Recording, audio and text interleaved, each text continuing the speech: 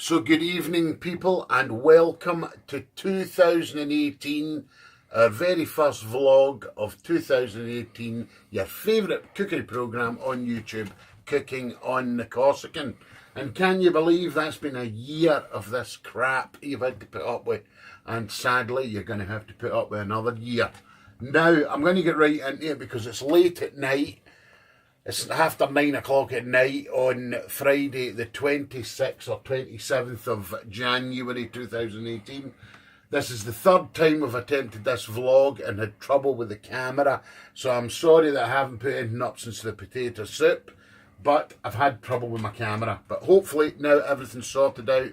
Anyway, I have been asked by a gentleman, sorry I can't remember your name, but you asked me and said to me, every time you make a stew or such like a braised steak, you're never happy with how the meat turns out and how the thickness of the sauces and things are. Well, I'm going to show you how I do it.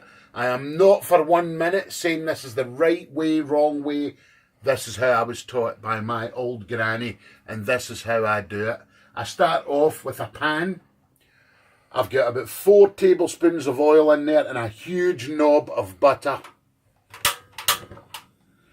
I've got braised steak here, not the dearest cut of meat, and I strongly believe if you're going to do a slow cooked beef dish, a cheaper cut of meat is much better.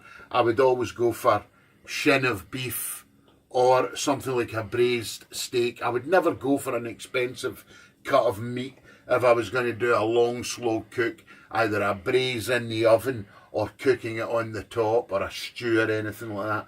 I would always go for a cheaper cut of meat. Anyway, I waffle on. I'm just waiting for my pan coming to the boil. And I'm now going to tell you the next thing I do. I'd like to cut my meat up into, these came in quite big slices, and I've cut them up into nice chunks, nice usable chunks. If it was a stew, I might do them slightly smaller, but I do it exactly the same way. And all I do is I get some flour, season it, i.e. salt and pepper, mix it all in with the flour. That don't matter if it's self-raising or just flour. Any flour you've got, just use it. And then the only thing I do, again, my meat is at room temperature. I just take it and I make sure all of the meat, I've done these bits already, is well coated in the flour all the way. I don't want to see any of the meat. I want it all covered, and then I want to shake the excess off. And then what I want to do is just put that in there like that and mix this butter around. And then we put them in the pan and we leave them. We don't put too many in, we don't crowd the pan. So I'm probably going to have to do this in 2 hits. But we put them in there like that. I'll probably be able to get 2 more bits in. What have I got there? 2, 3, 4, 6. 2, 4, 6. I might get 1 more bit in. I'll just do a wee bit more flouring. Now, what does the flouring do, you may ask? Right, well, what it does, number 1, is it helps to seal the meat up in this hot pan. And what it also does is when it comes to the gravy, the flour that you've put on there will, when you bring it all together with all the wine that we're going to use and the stock and everything, that flour will help to thicken your sauce, and you won't have to use any kind of thickening agents or anything. Okay, now when we put the meat in the pan, what we don't do is mess about with it. We leave it alone. We give it a good 3 or 4 minutes on each side, and I'll show you how it's got to be. It's got to be well browned. It's got to be nice and well coated. But I'm not going to mess about with it. You have to be a bit patient, really. But while I'm here, I'll just tell you some of the ingredients I've got for. I'm going to do this very plain. I've got some red onions and some white onions in here, purely because I had a mass of red onions that I needed to use up. So I've got some red onions and some white onions. I've got some celery, which I've chopped up very fine, and that's only for flavour. And I've got some carrot and turnip, which I am not going to put in until the meat itself has had about an hour's cooking, okay? Then I shall add the carrot and the turnip, and these nice little onions here. This is just something I do because I like it. I put these onions on the top and give it another hour so the carrot and turnip doesn't mash away into nothing, and it then leaves you with onions that are beautifully braised in the pan, and when they come to serve you get a lovely nice big onion with your beautiful braised steak. In here I've got some beef stock, plain old simple beef stock, and I have got some a Merlot here, and I just bought one of these little bottles because I only wanted like a large glass and I didn't fancy drinking tonight, so I just bought one of these. They're ideal for that kind of thing, and then you don't have to convince yourself why you drunk the rest of the litre of wine that you opened. Now imagine, Padge, if you're watching, don't use the garlic. I only put the garlic in it because we like the flavour of the garlic. If you don't like garlic, don't put it in. Now you can put all sorts of things in this. It's entirely up to you. I'm doing it very plain and simple, but I'm going to be very honest with you. I really believe that in a dish like this, less is more. You don't have to go mad putting all sorts of herbs and various bits and pieces in it. Doing it very plain like this, you're not confusing any of the flavours, and you end up with a beautiful, beautiful dish. And I've done it like this all of my life. My mother done it like that all of her life, and her mother done it like that all of her life, and I'm sure her mother done the same. And it is an absolutely delicious way to do it. Now I'm just going to have a little look at the first piece of beef I put in, and I'm going to flip it over and look at that. Can you just get in and show people actually? That is what you want to achieve, and that took about 4 minutes, 3 to 4 minutes.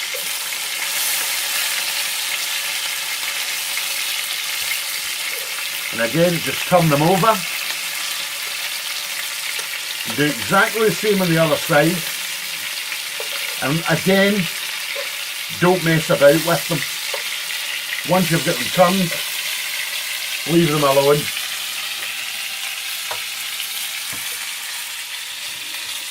So that's exactly what I'm going to do then. I'm going to give them another 3 minutes. I'm not going to waffle on too much. I'm going to leave it there.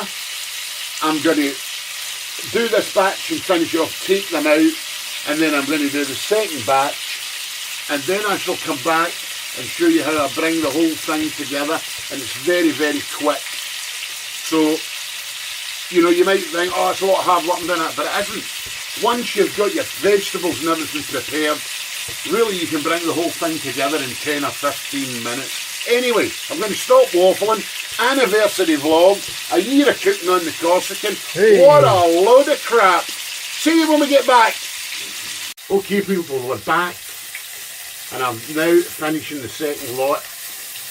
You see all these lovely black gnarly bits that are on here? This is, you might think, oh that's burnt. That isn't burnt, because when that goes in for 2 hours long slow cooking, that'll all be, that's all flavour. All flavour. So you want it to be like this, okay? Now that's our beautiful braised steak. Done. Steve will show you that. Now, this pan all looks manky, and you think, oh, that would need a wash. It doesn't need a wash, because it's full of flavour in there. And I'm going to deglaze it. You can use beer, you can use stock, you can use whatever you want. I'm choosing to use a nice Merlot.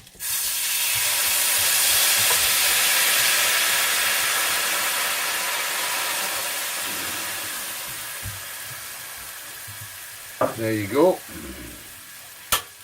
And that, I shall now get my wooden spoon and get in here, and all the bits and bobs on the bottom of this pan, and I'm sure there's a lot of you out there already know this, that is all flavour, and it will all add to the lovely taste of this braising steak. Okay, next thing, onions. Straight in. Quite a lot of them, but I'm a great lover of onions. I think you need to use a lot of onions. And then our celery.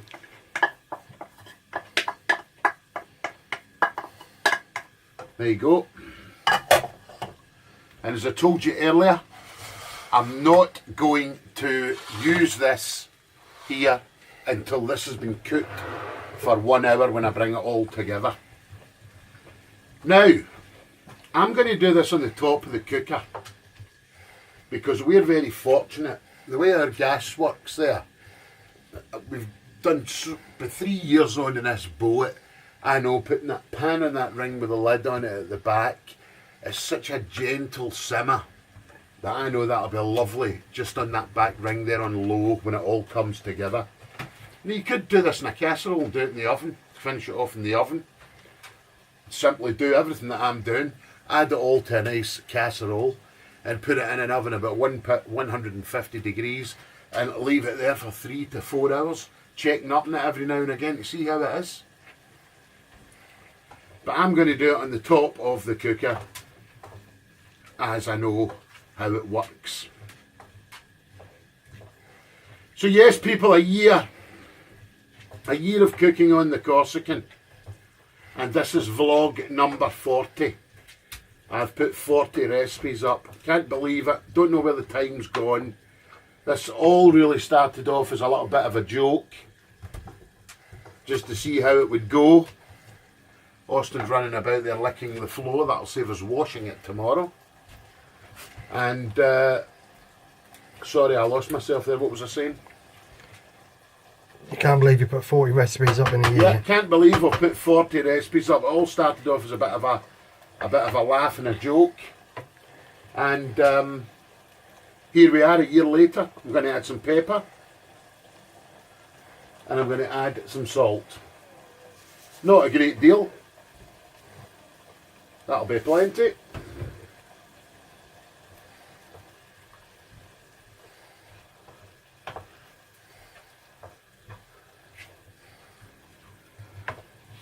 Now I am going to add my meat back to the pan, and that is simply just blob it in and all the juices, because let me tell you, that's where all the flavour is. Then some stock, beef stock.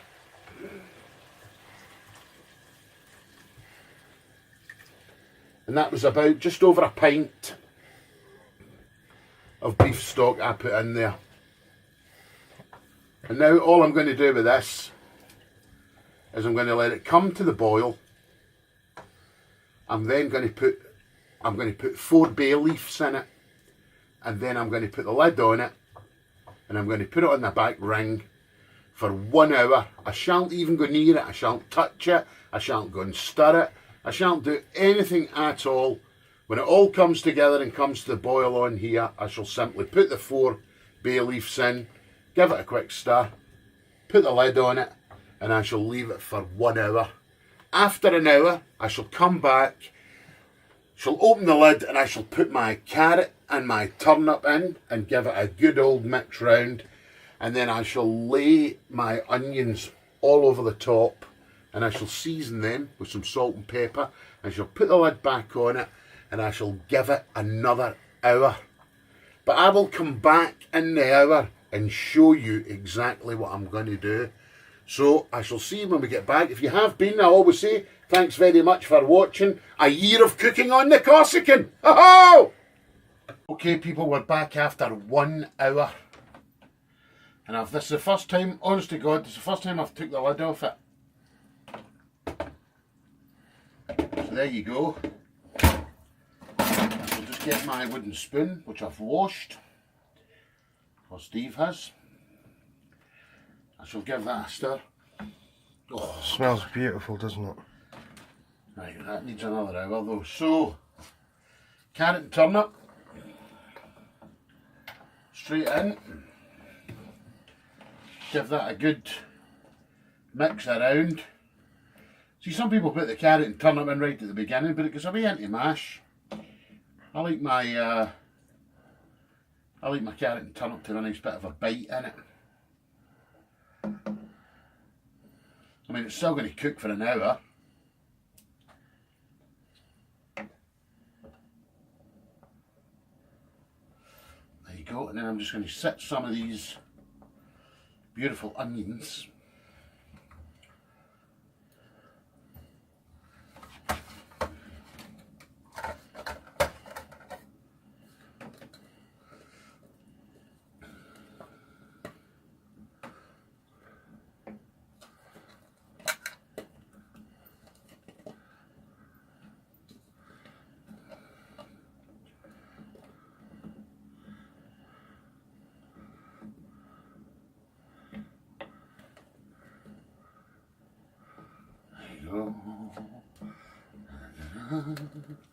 May as well just use a lot up.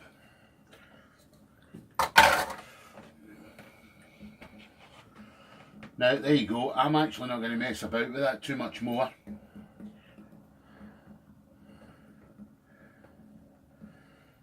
I'm actually just going to sit them there like that. I'm going to let that come back to a gentle simmer, and then I'm going to put the lid on it and I'm going to give it again 1 hour. And I'm not going to take the lid off it, I'm going to look at it, I'm going to do nothing with it, and I can assure you that'll be perfect. It's just coming back to the boil now.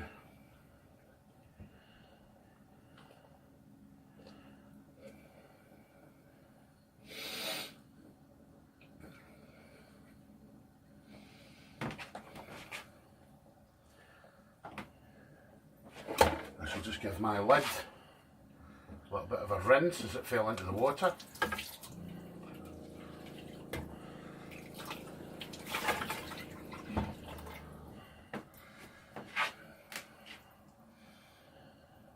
There you go.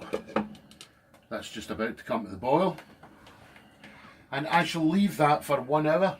And I might just come back right at the very end just to show you how it looks. So if you have been, thanks for watching, and I'll see you at the end of this vlog.